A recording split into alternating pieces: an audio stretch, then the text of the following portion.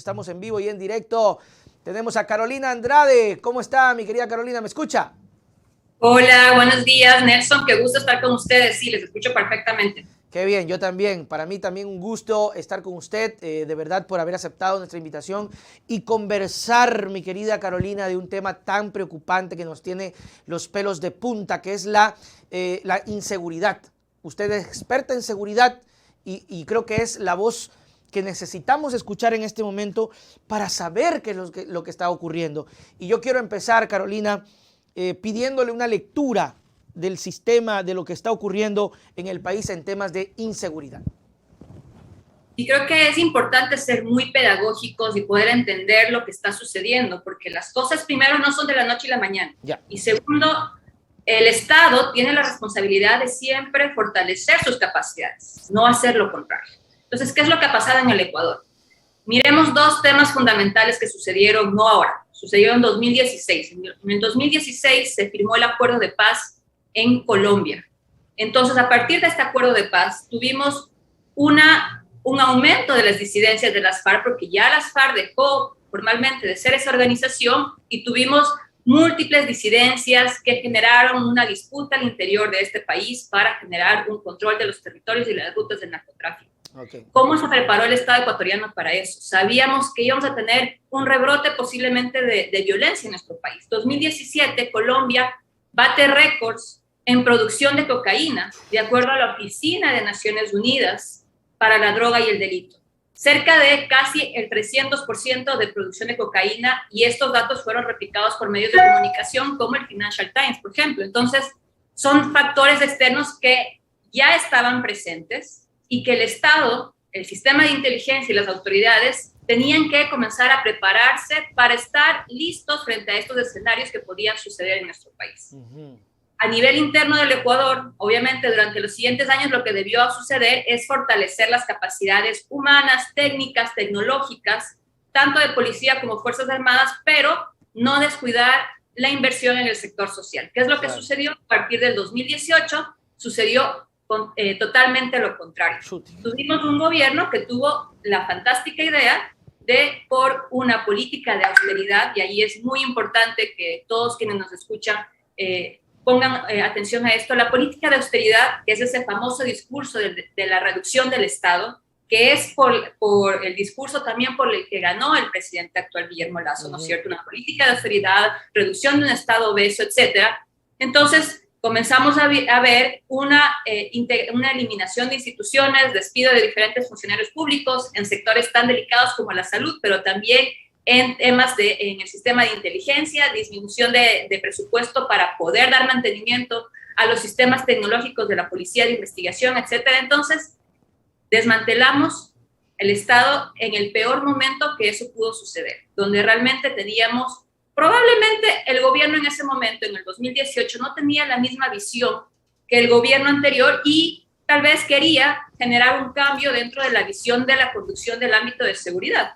Pero eso no tenía que significar en ningún momento una destrucción de esas capacidades, un desmantelamiento de eso, porque lo que estamos viendo ahora es un resultado de no tener un Estado fortalecido y con capacidad de respuesta. Y creo que nosotros hemos visto de múltiples formas como ni siquiera la policía tiene dinero para una batería de un vehículo, no tiene dinero para la gasolina, no tiene dinero para dar mantenimiento a sus autos o para dar mantenimiento a las unidades de policía comunitaria. Entonces, ¿de qué estamos hablando? Claro, y empezamos a entrar en esta política que particularmente no me gusta. No estoy en contra, pero no me agrada porque se supone que es responsabilidad del Estado, es decir, no es el tema de seguridad, pero va anclado. Yo escuchaba a una funcionaria en el tema de educación mencionar que no hay por qué pedirle al gobierno, si podemos poner los papitos, los chicos, nosotros podemos poner y sacar adelante la escuela. Sí, o sea, yo sé que es diferente el ejemplo, pero igual, ¿no? No, pero si le podemos comprar la batería, podemos poner, hacemos vaca y le ponemos gasolina. O sea, sí, o sea, chévere, puede ser un día, pero Carolina, debe ser política de Estado, pues. No puede ser que justo ese día, cuando hay un crimen, un asalto, el policía es que no hicieron vaca. Ya no pude. Exactamente, esa es la visión que ciertos sectores, lamentablemente, de nuestro país en general, piensan que con eso se resuelve, con la obra social, con el poder y lo que se necesita de fondo es una política pública de Estado que permanezca. Por eso decía, si el gobierno en el 2018 no estaba de acuerdo con esa orientación de política pública, ok, es aceptable, razonable, pero propongan algo mejor, pero no destruyan las capacidades existentes, no las disminuyan, y mucho menos en un contexto, como lo mencionaba, en el que teníamos dos factores externos. El Ecuador está en medio de los mayores productores de cocaína en el mundo, dos factores externos que venían a empeorar el escenario interno, podían venir a empeorar el escenario interno del Ecuador. Obviamente, como decía, después de eso tuvimos la pandemia, tuvimos una crisis económica que en el Ecuador, en el caso del Ecuador, venía antes de la pandemia, que vino a empeorar esas circunstancias, este aumento de las violencias, porque no solamente está la violencia criminal, que sí vemos en el tema de homicidios, de muertes violentas, ¿no es cierto?, en el uso de una violencia extremada a lo que estábamos acostumbrados en la delincuencia común, que también es otro factor. Hay diferentes niveles, no solamente debemos citarnos, pero también está la violencia intrafamiliar que estamos viendo, la violencia vinculada también al aumento de suicidios, y eso demuestra una descomposición social que existe en nuestro país. El año pasado, el Ecuador era el cuarto país con el mayor número de personas detenidas por intentar cruzar la frontera entre México y Estados Unidos, el cuarto país en el mundo.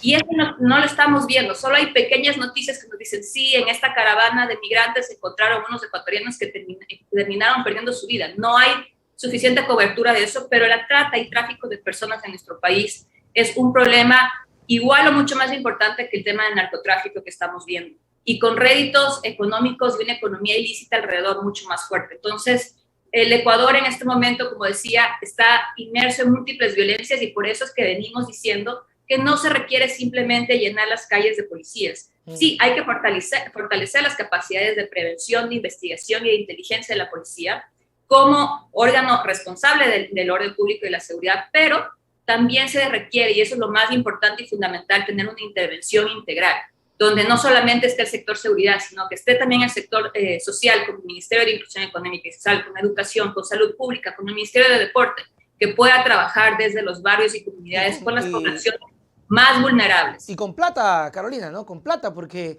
es como cuando nos reunimos en cosas muy pequeñas y empezamos a decir, oye, hagamos esto, hagamos lo otro, vámonos por acá, y de pronto llega el punto, sí, pero ¿cómo lo financiamos? ¿Verdad? Hay que tener un soporte, hay que tener un asunto muy de seguimiento. Es notable. De hecho, el gobierno se da cuenta, Carolina, y luego hace esta división. Se da cuenta que no puede la señora Vela y hace esta división, y ya está Jiménez y ya está Carrillo. Y aún así la cosa todavía no termina de rodar muy bien, porque Carrillo algo quiso hacer cuando trasladó a estos cabecillas a La Roca, pero tampoco es que La Roca está en las condiciones. Fue como una decisión como decir, híjole, si no hago algo ahorita, la cosa se friega. Pero no fue una decisión muy pensada, porque no tenía La Roca las adecuaciones necesarias. Con eso, que podríamos tener un comentario suyo, Carolina, que me gustaría mucho, le anclo otra pregunta. ¿Cuál es el trabajo que debería hacer la inteligencia en el Ecuador? Que la verdad no sé si sigue siendo el señor Cobo el que esté al frente de eso. Bueno, en la primera parte de la pregunta, sí, totalmente de acuerdo. Creo que hay responsables claros que estuvieron al frente, responsables políticos que estuvieron al frente del sector seguridad, empezando por la ex ministra Romo, que asumió después del atentado en San Lorenzo. No olvidemos lo que sucedió en San Lorenzo. Okay. Cuando asumió Romo y Jarrín dijo en intervenciones públicas que la frontera norte había vuelto a ser un lugar de paz. Muchos miembros de Fuerzas Armadas se reían frente a eso porque decían qué clase de pronunciamiento es eso, es una burla hacia el país y hacia los ecuatorianos. Y recientemente, hace unas 2 semanas, Fuerzas Armadas identificó nuevamente diferentes actividades ilícitas, incluyendo una fosa con cadáveres de 4 personas cerca del Mataje, en el mismo sector donde estuvo últimamente los problemas. Tuvimos un atentado de una explosión en un vehículo, que es lo que acaba de suceder recientemente este fin de semana, ya no en la frontera, sino en los alrededores de la penitenciaría del litoral. Estamos viendo los mismos hechos y ahí. No tomaron decisiones en ese momento, simplemente se llenaron de pronunciamientos que no correspondían. Luego tuvimos una ministra que estuvo más preocupada de la gestión política, más que el tema seguridad, lo cual causó efectos fundamentales en la confianza de la institución frente a la ciudadanía. En el 2017, la policía de Ecuador era la segunda policía mejor evaluada en América Latina, después de la policía de Uruguay. Y no son datos míos, son datos del Latinobarómetro, son de acceso público. 54% de la población lo valoraba de manera positiva. Organismos internacionales como el Banco Interamericano de Desarrollo resaltaban eso y lo explicaban y decían por qué razón sucedió eso. Bueno, hubo un aumento del ingreso que recibe la policía, se fortalecieron capacidades, se inició la construcción de un modelo de gestión de policía comunitaria, tratando de desmilitarizar esa visión de la policía en los cuarteles, de una policía militar, desde donde nació, pero la evolución que necesitaba de manera democrática hacia una policía comunitaria. Y lo vimos traducida en los UPCs y en todas las actividades. Si no era el camino correcto en el 2018, lo inteligente era, ok, tenemos estas capacidades, vamos a reorientarlo en una agenda política con estas prioridades y con estas políticas públicas, no destruirlo. Luego tuvimos una ministra que también no estaba enfocada en los temas de seguridad, estaba más encargada en resolver incendios en la Asamblea Nacional. Entonces, sí, realmente la seguridad no ha sido asumida como seriamente, de manera técnica, como una política pública de Estado que se pueda realmente reflejar. Y ahí volvemos al tema de las prioridades, porque recursos existen. Claro. Los ingresos de petróleo están en un nivel récord. Lo que pasa es que el gobierno actual, y eso tenemos que saber los ecuatorianos, los gobiernos de derecha y los gobiernos neoliberales siempre creen que el Estado tiene que tener una reducción, tiene que tener no una interferencia en los sectores, etcétera, y la priorización de los recursos está en otra cosa. En la mente del presidente, la priorización de esos recursos está en otra cosa, no en lo que realmente importa para los ecuatorianos, que es inversión social, tener una educación de calidad, salud pública de calidad, y por consecuencia construir una política integral de seguridad integral.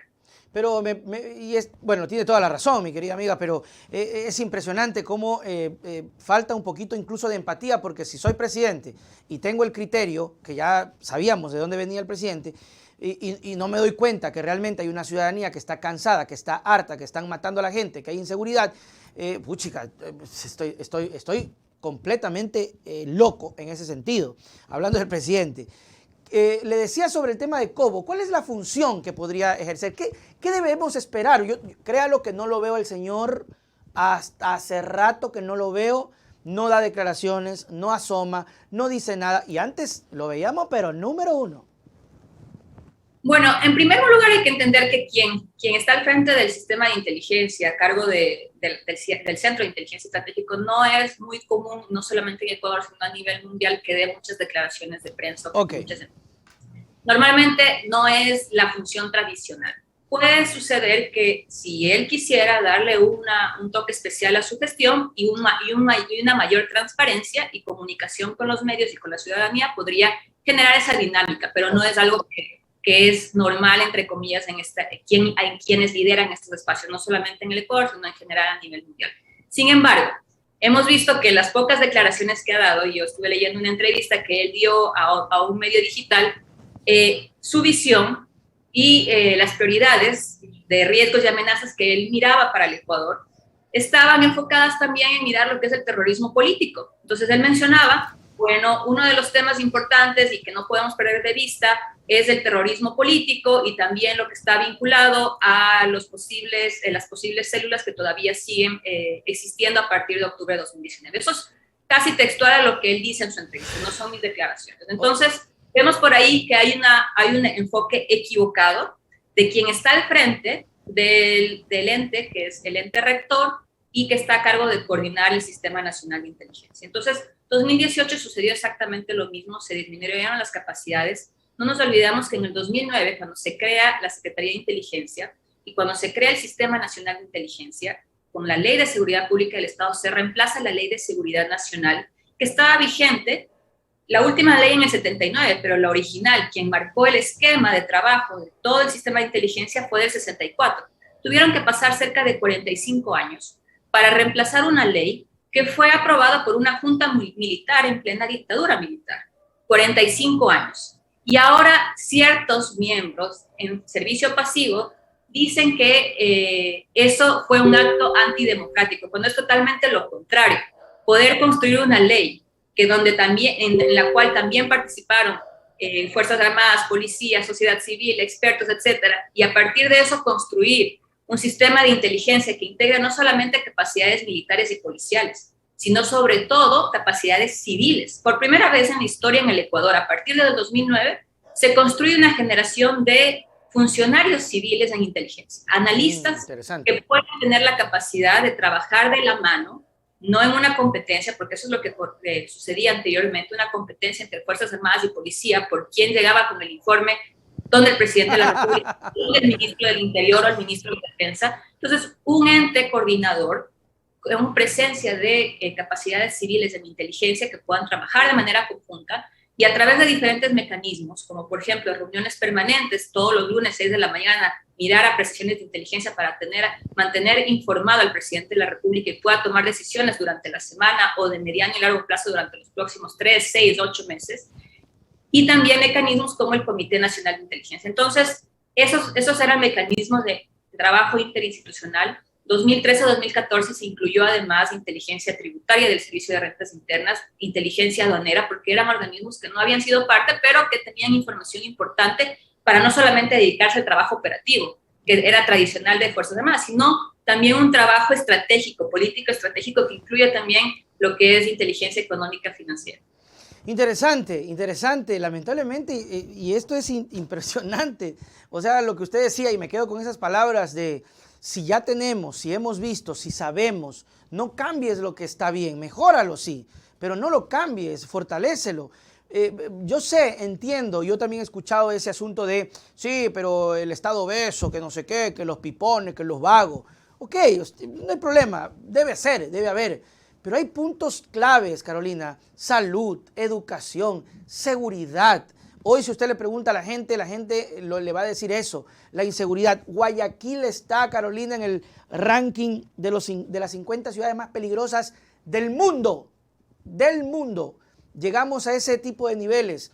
Y ahora la pregunta es, ¿hay chance de cambiar el rumbo, Carolina? ¿Se puede hacer o realmente estamos llegando a un abismo en donde no quisiera expresarme de lo que podría pasar, ¿no? De lo peor que podría pasar?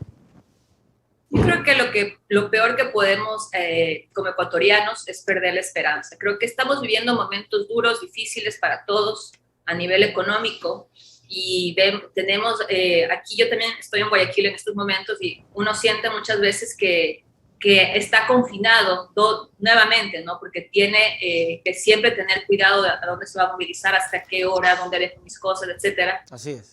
Eso es una restricción a nuestra propia libertad. O sea, no somos libres como en otros lados, en otros lugares del mundo, que uno puede salir hasta altas horas de la noche, caminar tranquilo, no preocuparse porque le van a robar, le van a asaltar o hasta le van a matar. Entonces, creo que lo último que debemos perder es la esperanza, la fe en que puedan haber cambios. Tenemos que seguir insistiendo desde la sociedad civil, desde afuera, de que se tomen las rectificaciones en la orientación que se está dando, que las instituciones asuman sus responsabilidades, que trabajen, que tengan liderazgo y que el presidente asigne los recursos adecuados. No podemos permitir que eso siga así y que no exista una intervención integral, porque como decía, el tema de la famosa política de la mano dura está demostrado que no genera resultados permanentes a mediano y largo plazo. Puede ser un tema muy popular a nivel de opinión pública, porque todos pueden sentirse contentos de que el presidente diga sí, miremos lo que está pasando, por ejemplo, en otros países, de decir sí, voy a restringir derechos, libertades, o voy a generar cierto tipo de actuación, de presencia de la policía masiva, pero no estamos mirando el problema de fondo. Y creo que aquí quienes nos escuchan y nos ven saben que los problemas de fondo se necesita una inversión permanente y es algo que sembramos ahora para cosechar a futuro, y son las nuevas generaciones, son los jóvenes de ahora los que tenemos que lograr de que no caigan en las redes de narcotráfico, del crimen organizado, del microtráfico, y que después tengamos un país destrozado. Y creo que eso es fundamental.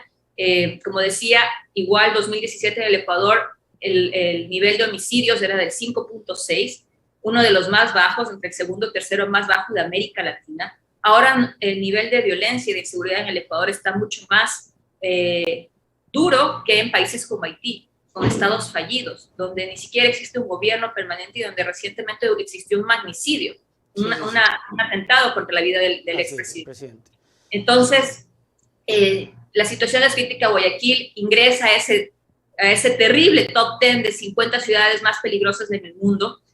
cada 3 horas en Guayaquil, de acuerdo a lo que estaba mirando de las estadísticas de cuántos homicidios ha existido, cada 3 horas aproximadamente podríamos hablar de que existe un homicidio en Guayaquil. Chuti. Obviamente están más concentradas durante los fines de semana. Vimos el feriado de Semana Santa, donde existieron cerca de, me parece, 56 homicidios durante el feriado de Semana Santa, viernes, sábado, entre viernes y sábado, principalmente porque luego tuvimos, viernes, sábado y domingo, tuvimos en un solo día en Esmeraldas siete fallecidos en esa familia. En Esmeraldas es una de las provincias donde más rápidamente está creciendo la violencia, se ha multiplicado casi por 3. En Guayaquil podríamos decir que el nivel de crecimiento es permanente, pero igual es terrorífico mirar que en promedio cada 3 horas puede existir una persona que pierda su vida. Y estamos viendo también que existen víctimas colaterales, lamentablemente, frente a estas muertes. Vemos a niños, a mujeres que estuvieron con sus padres acompañándolos y terminaron perdiendo su vida. Veamos lo que sucedió también en Ibarra, que despierta, y ahí hay otro tema, ¿no? Un tema institucional, no solamente en la policía, sino también en Fuerzas Armadas. Un tema institucional de depuración necesaria. Fuerzas Armadas y Policía tienen sus mecanismos de depuración, pero ¿qué está pasando con esos mecanismos de depuración? Hay una descomposición total y yo creo que también, no sé, pues sentir que un presidente al menos... concuerdo con el asunto de pronto la mano dura que puede resultar en algo específico, pero sin un plan que lo soporte luego va a ser peor. Pero aparte de aquello, tener un presidente que no nos demuestra ni siquiera la empatía, ni siquiera, no sé, creo que le da más inseguridad al ciudadano y le da más fortaleza al delincuente que dice, papá, estamos con un presidente que no para bola, éntrale al relajo. Exactamente, el crimen organizado es un reflejo de la ausencia del Estado, porque ellos buscan ese espacio. Justo ayer leí un reportaje en la Ciudad del Triunfo, donde tiene una gran presencia esta organización denominada Los Águilas, liderada por JR, que es el que se encuentra ahorita en la cárcel y que en el Centro de Privación de Libertad y que quiere ser trasladado a su domicilio.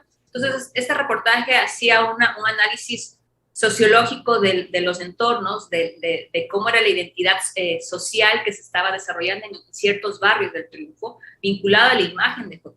Entonces ven esa imagen como una imagen de protección, de cuidado, porque no hay una ausencia del Estado quien brinde oportunidades, quien brinde educación, salud, que brinde condiciones para poder acceder a un trabajo digno. Entonces, ante esa ausencia, porque ¿quién más lo puede hacer? Hemos estado esperando décadas de que sea la empresa privada. No. Cada vez nos dicen eso y cada vez nos quedamos esperando. Hay que generar las condiciones y las condiciones estructurales le tiene que generar un Estado. Y a partir de eso poder trabajar en conjunto con el sector privado. Pero no al contrario, ya está demostrado que no podemos esperar que sea el sector privado quien genera esas condiciones estructurales. Entonces, vemos una ausencia del Estado. ¿Y quién ocupa esa ausencia del Estado? Organizaciones que están dedicadas a actividades ilícitas y que son protegidas muchas veces por esos barrios, por esas comunidades. Probablemente por eso mismo es que ahora este actor puede sentirse mucho más seguro estando en esa área, en esa zona, que en el propio Centro de Privación de la Libertad, porque sabe que va a estar protegido. Y son cosas que hemos visto tanto en Colombia como en México que han sucedido. Y cuál es el análisis que se ha hecho durante los últimos 20 años en Colombia, por ejemplo, donde se habla de la guerra contra el narcotráfico y hasta sectores de derecha conservadora reconocen que ese enfoque de guerra del narcotráfico no es el adecuado, no era el adecuado y se perdió tiempo y recursos para realmente poder mirar las causas estructurales y poder reconstruir una paz sostenible y sustentable, no simplemente parches que permitan a políticos de turno a decir, bueno, hice esto, lo otro, sino realmente soluciones de mediano y largo plazo que piensen en generaciones, no solamente en periodos electorales. Carolina, muchísimas gracias por habernos acompañado. Créalo que ha sido una conversación muy pedagógica. Aprendimos, sabemos, identificamos y ojalá que esto sirva para quien lo esté viendo, para las autoridades. Ojalá que lo compartan, repártanlo. Mándenselo al presidente, mándenselo al vicepresidente, mándenselo a todos, porque es necesario que salgan de esa burbuja y escuchen otras versiones. Carolina, sus palabras para despedirnos. Bueno, muchísimas gracias por la invitación y como lo decía, lo que no podemos perder en este momento los ecuatorianos es la fe y el optimismo frente al futuro. Hay que seguir, hay que tratar de hacer nuestro mayor esfuerzo desde donde nos encontremos para poder sacar adelante el país. Es lo que nos queda en estos momentos. Muchas gracias, Carolina. Estaremos conversando en otra ocasión cuando te invitemos para seguir hablando de estos temas. Chao, chao. Chao, chao, gracias. Ahí estuvo.